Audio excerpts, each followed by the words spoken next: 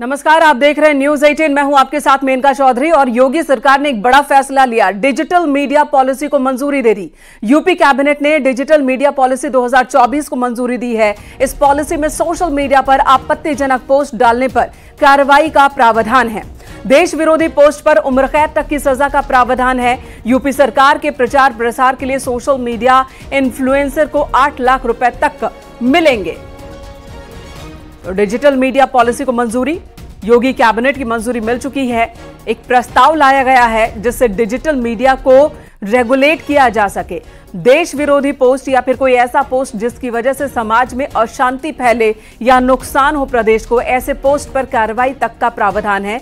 और देश विरोधी पोस्ट होने पर उम्र कैद तक की सजा का प्रावधान इस पॉलिसी में रखा गया है।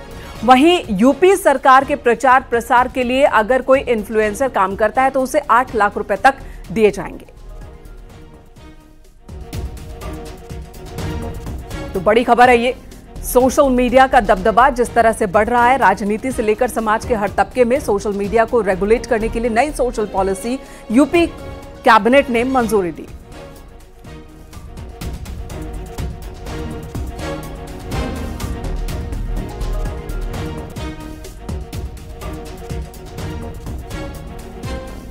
मीडिया नीति आने के बाद अब सख्त कार्रवाई हो गई है। इसमें सीधे तौर पर धाराएं कड़ी हो गई हैं और जो भी आपत्तिजनक पोस्ट सोशल मीडिया पर आती है, ऐसे लोगों पर आजीवन कारावास तक की कार्रवाई का प्रावधान किया गया है। और यही नहीं, इस नई सोशल मीडिया नीति से जो रोजगार के अवसर हैं वो भी बेहतर होंगे। दरअसल जो संस्थाएं हैं सोशल मीडिया पर सक्रिय हैं, उनको वो अगर सरकार की योजनाओं का प्रचार प्रसार करती हैं तो उनको 3 लाख से लगाकर 8 लाख तक का मासिक भुगतान किया जाएगा, जिनका बाकायदा पंजीकरण है।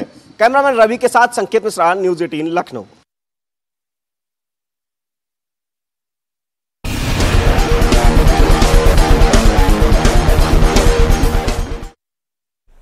किसान आंदोलन को लेकर बीजेपी सांसद कंगना रनौत के विवादित बयान के बाद कांग्रेस और समाजवादी पार्टी मुखर हो गई है। दोनों पार्टियां कंगना रनौत के बहाने अब बीजेपी पर हमलावर हैं।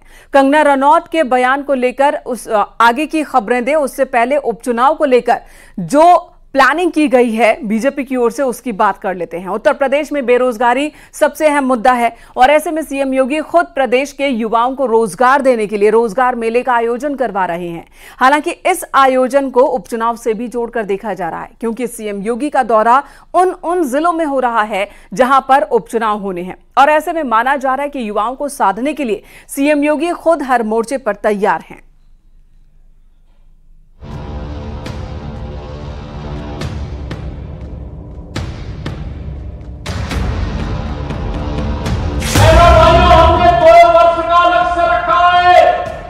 अगले 2 वर्ष में 2 लाख नौजवानों को सरकारी नौकरी देनी है। उत्तर प्रदेश में इन दिनों नौकरियों की बहार है। सरकारी नौकरियों के लिए पुलिस भर्ती की परीक्षा हो रही है तो प्राइवेट नौकरियों के लिए रोजगार मेले लग रहे हैं।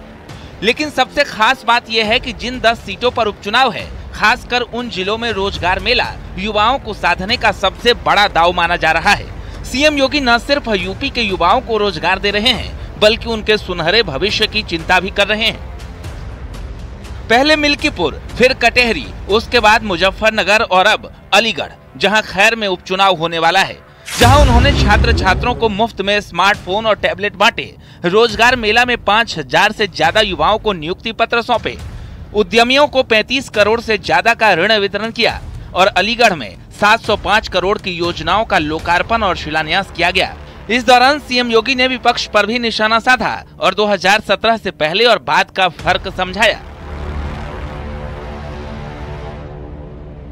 प्रदेश की इस प्रगति को, प्रदेश के इस रफ्तार को आप थमने मत दीजिए, इसको थमने मत दीजिए बहनों और भाइयों, इसको थमने मत दीजिए, क्योंकि थमेगी तो भारत की विकास की रफ्तार थमेगी।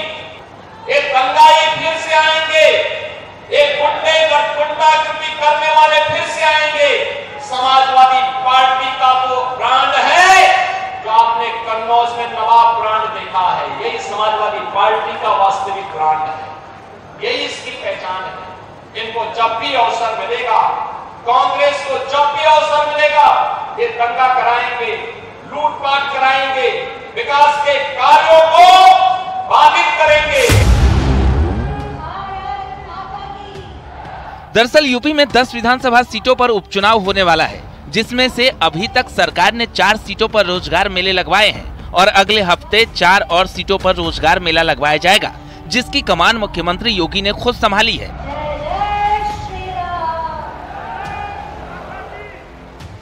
इन रोजगार मेलों के जरिए सीएम योगी को उम्मीद है कि वो बेरोजगारी को लेकर विपक्ष के बनाए माहौल को खत्म कर पाएंगे और उपचुनाव में लोकसभा चुनाव का बदला ले पाएंगे।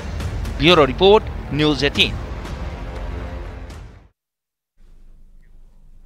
और चलिए बात कर लेते हैं अखिलेश यादव की। किसान आंदोलन को लेकर बीजेपी सांसद कंगना रनौत के विवादित बयान के बाद कांग्रेस तो अभी तक हमलावर थी ही, अब समाजवादी पार्टी ने भी हमले शुरू कर दिए हैं। कंगना रनौत के बयान पर अखिलेश यादव ने कहा कि जानबूझकर किसान आंदोलन पर कमेंट किया उन्होंने। लगता है बीजेपी ने हार का आकलन कर लिया है।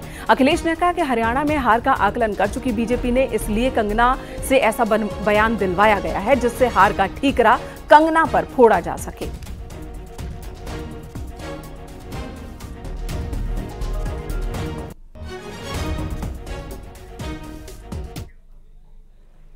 दरअसल एक मीडिया हाउस को दिए बयान के दौरान कंगना ने कहा था कि अगर हमारा शीर्ष नेतृत्व कमजोर होता तो भारत में बांग्लादेश जैसी स्थिति बन सकती थी। सभी ने देखा कि किसान आंदोलन के दौरान क्या हुआ था। प्रदर्शन के नाम पर हिंसा फैलाई गई, वहां रेप हो रहे थे, लोगों को मारकाट कर लटकाया जा रहा था। इस तरह के बयान उन्होंने इंटरव्यू के दौरान दिए। इससे पहले जब किसान आंदोलन चल रहा था उस दौरान भी कंगना ने कहा था कि किसान आंदोलन में कुछ खालिस्तानी, कुछ अराजक तत्व घुस गए हैं जो कि आंदोलन को बदनाम कर रहे हैं। इसी तरह की बात उन्होंने इंटरव्यू के दौरान भी कही कि किसान आंदोलन के नाम पर कुछ लोग हंगामा कर रहे थे, कुछ लोग रेप हत्याएं कर रहे थे। और इसी बयान को लेकर अब कांग्रेस और समाजवादी पार्टी ने कंगना रनौत समेत बीजेपी पर हमला साधा है। हालांकि बीजेपी ने कंगना रनौत को इस बयान के लिए नोटिस जारी किया है और साथ ही ऐसी बयानबाजी से बचने की नसीहत भी दी है और कंगना के बयान से बीजेपी ने किनारा कर लिया है।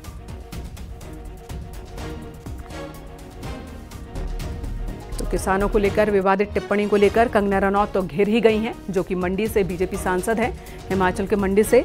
साथ ही बीजेपी के लिए भी अब कंगना रनौत का ये बयान सिरदर्द साबित हो रहा है। बीजेपी बैकफुट पर है। कंगना रनौत को ही नोटिस जारी कर हिदायत दी गई है कि ऐसी बयानबाजी आगे ना करें। आने वाले दिनों में हरियाणा में चुनाव भी होने हैं और इसी को लेकर अब अखिलेश यादव कह रहे हैं कि शायद बीजेपी ने ये आकलन कर लिया है कि इस बार हरियाणा में सत्ता में नहीं लौटने वाले हैं, हरियाणा में हार होने वाली है। इसीलिए कंगना से ऐसे बयान दिलवाए गए ताकि अगर हार होती है तो उसका ठीकरा कंगना के सिर फोड़ा जा सके।